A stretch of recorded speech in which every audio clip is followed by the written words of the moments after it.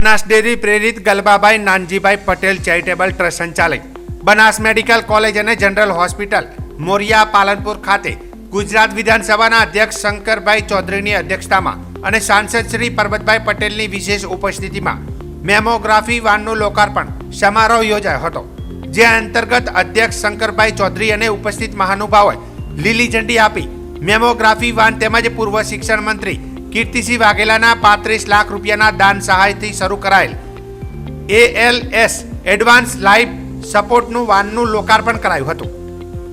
1 કરોડ રૂપિયાથી વધુના ખર્ચે અદ્યતન મશીનરી સાથે વિકસાવાયેલી મેમોગ્રાફી વાન બનાસકાંઠા જિલ્લાના ગામે ગામ ભરશે। મહિલાઓને સ્તન કેન્સર અને ગર્ભાશયના કેન્સરનું સચોટ નિદાન કરી સમયસર સારવાર ઉપલબ્ધ કરાવશે। આ સુવિધાથી લાખો મહિલાઓ સ્તન કેન્સર અને ગર્ભાશય કેન્સરની નિઃશુલ્ક સારવાર ઘર આંગણે મેળવી શકશે। જિલ્લામાં મેમોગ્રાફી વાનના લોકાર્પણ થકી મહિલાઓની આરોગ્ય સુખાકારી માટે એક નવતર પહેલનો સમગ્ર રાજ્યમાં પ્રથમવાર પાલનપુર ખાતેથી પ્રારંભ થયો છે। આ પ્રસંગે વિધાનસભાના અધ્યક્ષ શંકરભાઈ ચૌધરીએ જણાવ્યું હતું કે આપણી સૌની ચિંતા કરતા દેશના યશસ્વી વડાપ્રધાન શ્રી નરેન્દ્રભાઈ મોદીની પ્રેરણા અને માર્ગદર્શનથી આપણા જિલ્લામાં સમગ્ર રાજ્યમાં સૌ પ્રથમવાર એવી મેમોગ્રાફી વાનની સુવિધા ઉપલબ્ધ બની છે। આજે પૂર્ણિમાના દિવસે મા અંબા સમાન શક્તિ સ્વરૂપા માતા બહેનો માટે આ વાનનું લોકાર્પણ કરવા એક અનેરી ખુશી થાય છે, એમ કહી અધ્યક્ષે જણાવ્યું હતું કે આપણી માતાઓ બહેનો સ્તન કેન્સર કે ગર્ભાશયના કેન્સરની બીમારીમાં પરિવારોને જણાવતા પણ શરમ સંકોચ અનુભવતા હોય છે, જેના લીધે વહેલું નિદાન ન થઈ શકતા માતા બહેનો પોતાનો જીવ ગુમાવવો પડે છે। આ પરિસ્થિતિ ન સર્જાય તે માટે આ મેમોગ્રાફી વાન જિલ્લાના રણ વિસ્તાર, આદિવાસી વિસ્તાર અને તમામ ગામડાઓમાં ફરશે અને તેનું સચોટ નિદાન કરશે। આ વાનમાં સ્ટાફ પણ મહિલાઓ હશે, જેથી કેન્સરના નિદાનમાં માતા બહેનોને શરમ સંકોચ રાખ્યા વિના પોતાની તકલીફ જણાવી શકશે, જેથી કેન્સરના પહેલા સ્ટેજમાં સુધીમાં સમયસર સારવાર મળતા માતા બહેનોને બચાવવાનું કામ થઈ શકશે। વધુમાં તેમણે જણાવ્યું હતું કે આ વાનની સુવિધાથી આપણે એક પણ મહિલાનો જીવ બચાવી શકીશું તો કરોડો રૂપિયાનું કામ સાર્થક ગણાશે। આ સાથે સાથે અધ્યક્ષ શ્રી શંકરભાઈ ચૌધરીએ આગામી સમયમાં બનાસ મેડિકલ કોલેજ ખાતે કેન્સર ટ્રીટમેન્ટ સેન્ટર શરૂ કરવાની પણ જાહેરાત કરી હતી, તેમજ હૃદય રોગની સારવાર માટેની અદ્યતન સુવિધાઓ પણ આગામી સમયમાં બનાસવાસીઓને મળી રહે તેવું આયોજન ચાલી રહ્યું હોવાનું કહ્યું હતું।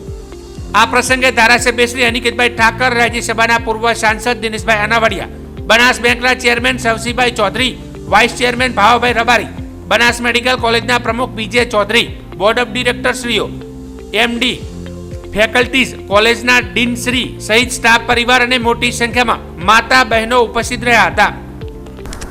પૂનમનો દિવસ છે, માં જગદંબાની આજે પૂર્ણિમા પણ છે। જોગાનું જોગ આજે અમે તારીખ કરી ત્યારે ખબર નથી, આજે સવારે જ મેં પૂછ્યું તો કીધું કે આજે પૂર્ણિમા છે અને પૂનમના દિવસે માં જગદંબાની સેવા કરવાનું કામ એ મેડિકલ કોલેજ ગલબાભાઈ ચેરિટેબલ ટ્રસ્ટના માધ્યમથી આજે બનાસ ડેરી કરવા જઈ રહી છે। મને ખૂબ આનંદ અને સંતોષ થાય છે કે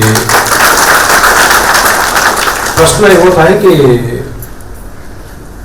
કોઈ બહેનને કેન્સરની શરૂઆત હોય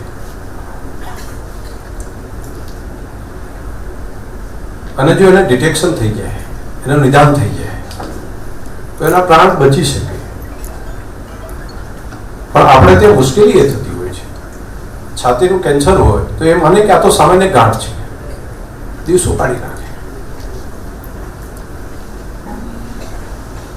અને એ વિકરાળ સ્વરૂપ ધારણ કરીને બીજા ત્રીજા સ્ટેજમાં જ્યારે જતું રહે ત્યારે પછી એ રીતે ફેલાયેલું હોય છે કે બેનને બચાવવી બહુ મુશ્કેલ થઈ જતી હોય છે। જો પહેલા તબક્કાની અંદર એનું જો નિદાન થઈ જાય, એને ખબર પડે તો એ માને બચાવી શકાય, એ બહેનને બચાવી શકાય, સમયસર બચાવી શકાય। પરંતુ પ્રશ્ન શું છે?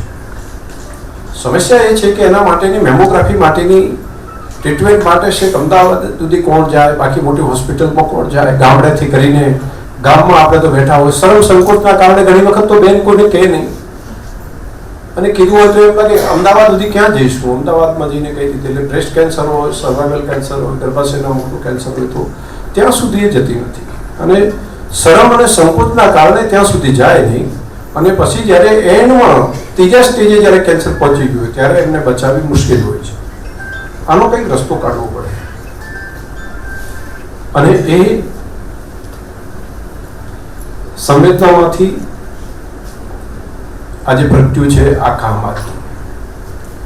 આપણે એવું કામ કરીએ કે જેથી કરીને બેનને પોતાના જ ગામની અંદર પોતે જ ચેક કરાવી શકે અને એમાં શરમ સંકોચ એને ન રહે એટલા માટે એની પણ વ્યવસ્થા થાય. આખી લક્ઝરી વાહન, લક્ઝરી બસ હોય ને, એટલી મોટી લક્ઝરી બસ એક ગામમાં એને ત્યાં જતી રહે. એમાં જ બધા મશીન હોય, મેમોગ્રાફી મશીન એમાં હોય અને અંદર જે ડોક્ટરો છે ને એ પણ બહેનો રાખવાની, નર્સો પણ બહેનો જ હોય એટલે એને કોઈ સંકોચ કે શરમ નથી.